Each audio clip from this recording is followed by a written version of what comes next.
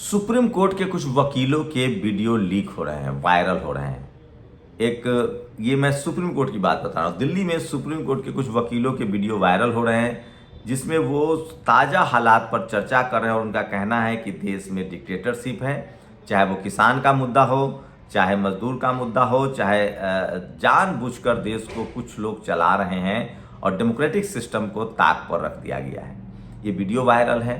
दूसरी बड़ी खबर है कि आज किसान दिल्ली कूच कर रहे हैं। देखने वाली बात होगी कि अब क्या रवैया होता है। तीसरी बड़ी खबर है, महाराष्ट्र में लोग अभी ईवीएम के बदले बैलेट पेपर से चुनाव करवाने की मांग कर रहे हैं और वो पर्ची छपवा रहे हैं।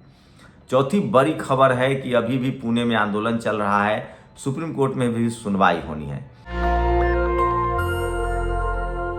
नमस्कार, मैं शंभू कुमार सिंह और वो तमाम बड़ी खबरें जो सोशल मीडिया पर आज वायरल है, और एक 10 मिनट का ये वीडियो आपको देश की वो तमाम बड़ी खबरें बता देगा जो आपके लिए ज़रूरी है। सोचिए, यूपी में क्या हालत है बेरोजगारी की। वाराणसी में पिस्टल के दम पर 147 गैस सिलेंडर की चोरी हो गई, ये पहली बार है। कुशीनगर में पुलिस और किसानों के बीच लगातार भिड़ंत चल रही है, हम तस्वीरें नहीं दिखा सकते हैं। सरकार वहाँ एथेनॉल फैक्ट्री के लिए जमीन ले रही है। मेरठ में 2.5 करोड़ की शादी लोगों ने देखा है, जहां 11 लाख जूता चुराई, 11 लाख निकाह पढ़ाई और 8 लाख मस्जिद को दान दिया गया है। 2.5 करोड़ रुपए लोग शादी में खर्च कर रहे हैं। किसान दिल्ली आ रहे हैं, ये बड़ी खबर है।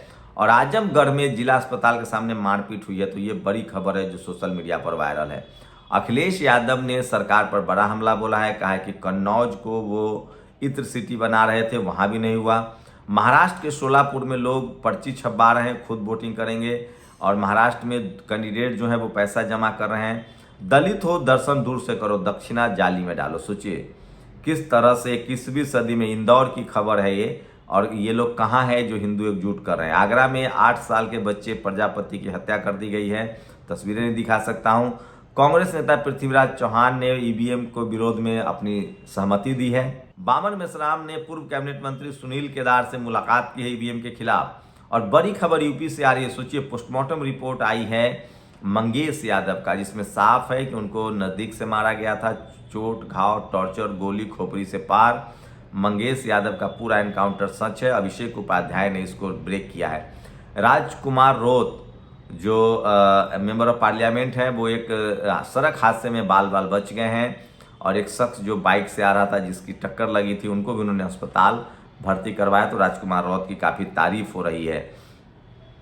चुनाव आयोग ईवीएम पर डिस्कस करने वाले, दावा करने वाले शख्स पर एफआईआर करवा रही है, जिसने कहा था कि हैक किया है। और सोचिए यूपी पुलिस की हालत क्या है, लॉ एंड ऑर्डर की क्या हालत है। एक महिला कांस्टेबल के साथ मुरादाबाद में छेड़छाड़ की कोशिश हुई है, ये सोशल मीडिया पर सबसे ज़्यादा वायरल खबर है। और लगातार देश भर में जब से मंदिर की बात हो रही है, मस्जिद की, तब से लोग बुद्ध विहार खोज रहे हैं। देश के हालात पर सुप्रीम कोर्ट के वकीलों की चिंता सुनिए। ईवीएम, जब आप जानते हैं पेट्रोल को कंट्रोल किया जा सकता है रिमोट से, ये बहुत आम है, तो क्या एक आदमी बाहर बैठ के जो ईवीएम का रिमोट है उसको कंट्रोल नहीं कर सकता? ये सोशल मीडिया पर वायरल है। महाविकास अघाड़ी के लोग जो है वो धरना प्रदर्शन की तैयारी कर रहे हैं। और मेरे निकाले पत्थर से रामलला बने, मजदूरी तक नहीं मिली, अयोध्या जाना सपना। सांसद ने कहा था पीएम से मिलाएंगे, एयरपोर्ट बुलाकर मुकर गए। ये रामलला की मूर्ति बनाने के लिए श्रीनिवास नटराज ने मैसूर से 22 किलोमीटर दूर से ये पत्थर खोजा था। इसी पत्थर पर अरुण योगीराज ने मूर्ति उकेरी है, ये दावा किया गया है। तेलंगाना में ईवीएम के खिलाफ बहुजन समाज की बड़ी बैठक हुई है। और एक बुरी खबर है, एक एडीएम है, ये बिहार की खबर है। मधेपुरा के जो एडीएम हैं, उन्होंने एक ओबीसी शिशिर कुमार मिश्रा पर आरोप है कि राजकुमार नामक खिलाड़ी जो कि ओबीसी समाज से था, उस बच्चे से हारने के बाद उनके साथ मारपीट की है। ये खबर चल रही है, मधेपुरा की खबर है, उनके साथ मारपीट की गई है। तो सोचिए, जातिवाद बच्चों को भी नहीं छोड़ता। अखिलेश यादव ने बड़ा तंज किया है, बड़ा चैलेंज किया है। जगह जगह मंदिर के नीचे शिव मंदिर ढूंढने वाले बीजेपी के लोग कैलाश मानसरोवर चीन के कब्जे से आजाद कराने के लिए क्यों नहीं जाते हैं। बीजेपी के लोग तुरंत धावा बोले और कैलाश मानसरोवर को मुक्त करा ले, अखिलेश यादव ने कहा है।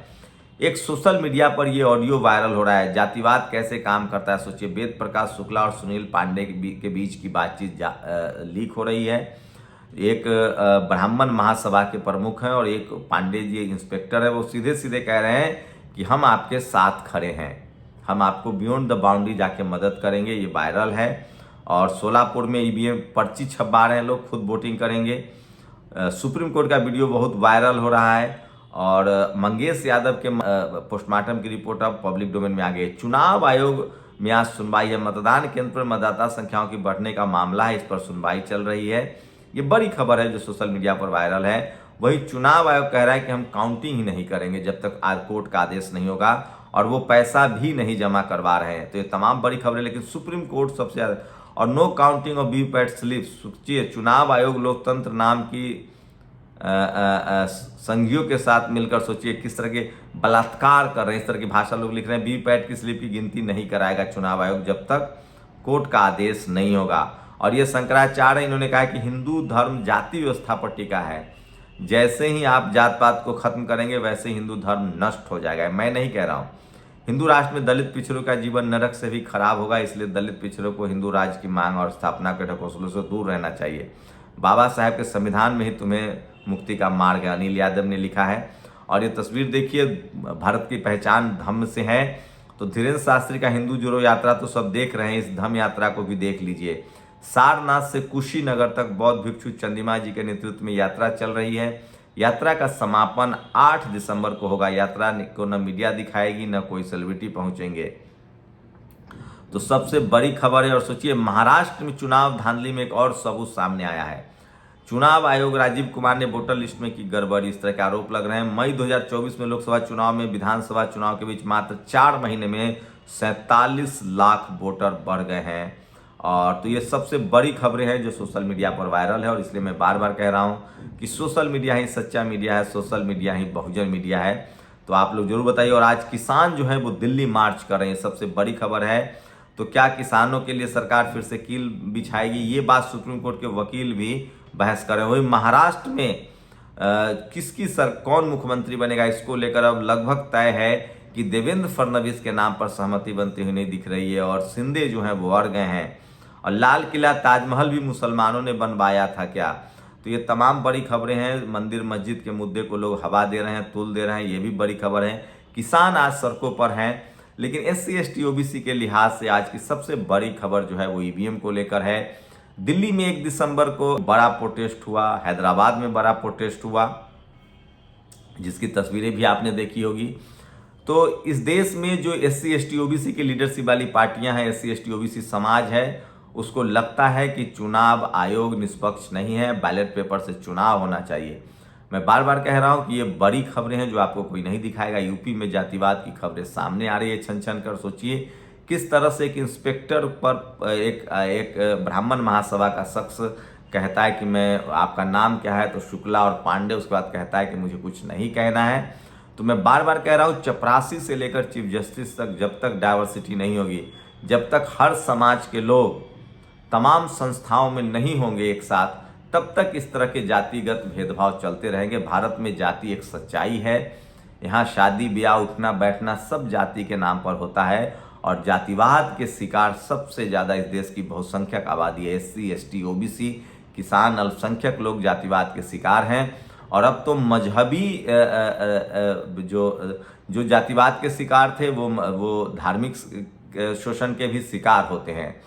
तो ये तमाम चीज़ें हैं जो सोशल मीडिया आने के बाद डिस्कोर्स हो रहा है, चल रहा है। वहीं महाराष्ट्र में ईवीएम के खिलाफ मैसिव प्रोटेस्ट हो रहा है। वही बीजेपी के मुख्यमंत्री का मामला फंसा हुआ है। और सोचिए, SDM स्तर के अधिकारी जो जाति की वजह से एक बच्चे से मतलब बैडमिंटन हारने के बाद बिहार के मधुपुरा में किस तरह से हिंसा क्या उन पर आरोप लगा है। तो ये तमाम बड़ी खबरें हैं जो सोशल मीडिया पर वायरल है। अपनी प्रतिक्रिया जरूर दीजिए। मैं बार बार कह रहा हूँ कि नेशनल दस्तक की कोशिश होती है कि लोगों को, इस देश को मजबूत बनाने वाली खबरें लाई जाए आपके सामने। जो आम लोगों की बातें हैं वो आप तक पहुंचाई जाए। सत्ता के जो सवाल हैं आपसे पूछे जाएं। महंगाई, बेरोजगारी या शिक्षा और जातिवाद के खिलाफ हम लोग लगातार कैंपेन चला रहे हैं। हम लोग चाहते हैं कि सब लोग बराबरी के अधिकार हैं, संविधान सबको बराबर का हक देता है और भारत के संवैधानिक प्रोसेस को मजबूत किया जाए। इसलिए मैं बार बार आप लोगों से गुजारिश कर रहा हूं कि नेशनल दस्तक जरूर देखिए। वो तमाम बड़ी खबरें जो कोई और नहीं दिखाएगा वो हम लोग लाने की कोशिश कर रहे हैं। तो यूपी में लॉ एंड ऑर्डर के लिए लगातार सोशल मीडिया पर खबरें वायरल है। मंगेश यादव के एनकाउंटर में साफ हो रहा है कि एनकाउंटर कम फर्जी एनकाउंटर तो नहीं है, क्योंकि जिस तरह की पोस्टमार्टम रिपोर्ट आई उनको छुपाया गया था, नज़दीक से मारा गया है, कई गोलियां शरीर के पार हुई है, चोट के निशान आए हैं। और ये वो तमाम बड़ी खबरें हैं जो सोशल मीडिया पर तमाम पत्रकार जिन पर FIR हो जाता है उसके बावजूद भी इन खबरों को दिखा रहे हैं। वही सुप्रीम कोर्ट के तमाम वीडियो वायरल हो रहे हैं, वकील भी चिंता जता रहे हैं कि डेमोक्रेटिक सिस्टम को छोड़ा जा रहा है। आपकी क्या राय है इन खबरों पर? आपके लिए कितनी जरूरी थी ये खबरें? अपनी राय हमें कमेंट करके जरूर दीजिए। शुक्रिया। नेशनल दस्तक की आपसे गुजारिश है कि अगर इसको बचाना चाहते हैं तो नेशनल दस्तक को सब्सक्राइब करने के लिए रेड कलर के सब्सक्राइब बटन को दबाएं, फिर बेल आइकन की घंटी दबाएं। नेशनल दस्तक को बचाने के लिए बहुत जरूरी है कि हर खबर को शेयर करें, लाइक करें, कमेंट जरूर करें।